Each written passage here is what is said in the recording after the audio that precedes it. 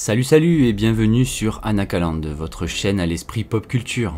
2 semaines seulement après House of the Dragon, le Seigneur des Anneaux revient sur nos écrans. Un univers créé par J.R.R. Tolkien il y a plus de 70 ans. Et ensuite mis sur écran géant avec brio par Peter Jackson. Les Anneaux de Pouvoir est donc la série préquelle des 2 sagas que nous connaissons déjà, le Seigneur des Anneaux et le Hobbit. Toutefois, bien avant sa sortie sur Amazon Prime cette semaine, de très nombreuses critiques ont jalonné la production et post-production de cette série. En effet, entre le manque apparent de barbe et le respect approximatif de l'œuvre originale, difficile de ne pas avoir entendu du mal de cette série. Mais malgré tout, après avoir tenté de se préserver de ce côté, voyons ce que ça donne avec ces 2 premiers épisodes.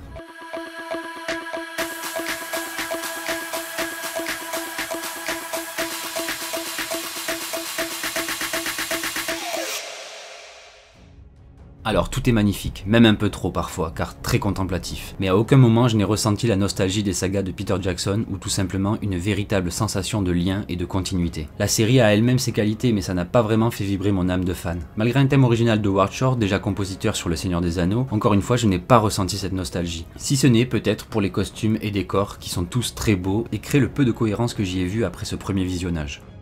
On y découvre par exemple les anciennes cités des elfes ou des nains, on a envie de voir les lieux ou les armes que l'on a connues, ou encore de voir et d'entendre parler d'événements mentionnés dans les films, mais pour le moment c'est surtout très beau, avec des effets de lumière envoûtants et des acteurs beaucoup trop maquillés avec un charisme pas ouf pour la plupart. Aucun personnage ne ressort vraiment du lot, entre les elfes trop lisses et sans émotion et les femmes naines qui ont l'air d'une autre espèce, ce n'est pas vraiment facile de se sentir absorbé par l'intrigue. Bref, je rejoins ce que j'avais pu entendre dire à ce sujet avant la sortie de la série sur Amazon.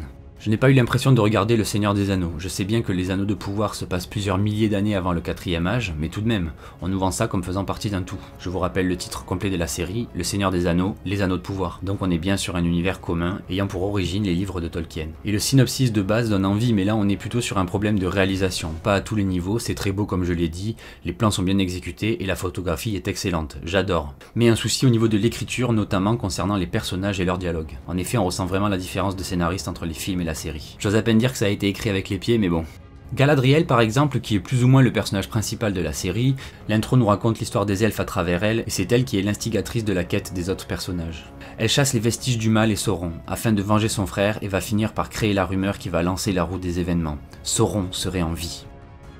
Galadriel donc, qui malgré le côté badass, girl power et tout ça, est très décevante, un peu mono-émotion, et cette scène de combat contre un troll dans l'épisode 1 était affreuse. Ils ont voulu en faire des caisses, mais là pour le coup c'était trop. Malgré des effets spéciaux corrects, la chorégraphie est molle et les plans un peu trop faciles. Alors que à l'inverse, je suis encore ravi par les effets spéciaux et autres des films alors qu'ils commencent déjà à dater. Après je comprends que ce soit difficile pour la jeune actrice de correspondre à nos attentes après la Galadriel de Cate Blanchett. Ensuite, attention spoiler, à la fin de l'épisode 1, on la voit sauter à la mer devant les portes de Valinor pour rentrer à la nage. À quel moment tu te dis que tu vas traverser la mer comme ça à la nage? Même si t'es un elfe. À la base, ils ont fait le trajet en bateau, donc à la nage c'est pas trop jouable. Au pire, elle prenait une barque et voilà, le scénario tenait la route. Bref, vous voyez ce que je veux dire quand je parle des différences de niveau d'écriture entre le film et la série. Ensuite, personnage que j'avais hâte de voir à son jeune âge, Elrond qui relève un peu le niveau étant le seul personnage un peu profond à ce stade. On le voit questionner les opinions du roi elfe et voyager sur la Terre du Milieu en enquêtant sur les rumeurs relayées par Galadriel. Jusqu'à rencontrer le prince nain Durin dans une cité vraiment belle et qui ravive quelque peu ma nostalgie du Hobbit. Elrond donc, qui est peut-être le personnage le plus intéressant à ce stade de la série, la nostalgie aidant bien qu'on n'en ait pas encore vu beaucoup. On fait également la rencontre d'Arondir, l'elfe transi d'amour, lui aussi très lisse et peu expressif, mais qui se trouve au cœur d'une relation qui va soulever beaucoup de questions dans la suite de la série. Pour ce qui est des autres personnages, rapidement on voit les ancêtres de nos amis hobbits, les pieds velus, qui ne vivent pas encore dans la comté mais étaient alors un peuple nomade. Le chef sage Sadok, qui est plutôt sympa, a l'air d'en avoir sous le crâne et fait office de prophète dans la communauté. La jeune Nori, un peu insupportable en VF, j'y reviendrai, mais qui va être au centre de quelque chose d'important après sa rencontre avec un homme mystérieusement tombé du ciel dans le météore. On remarquera ici que les pieds velus sont au contraire des elfes très sales. Ils vont beaucoup évoluer jusqu'à Bilbon Saké et ses mouchoirs en soie et son petit gilet.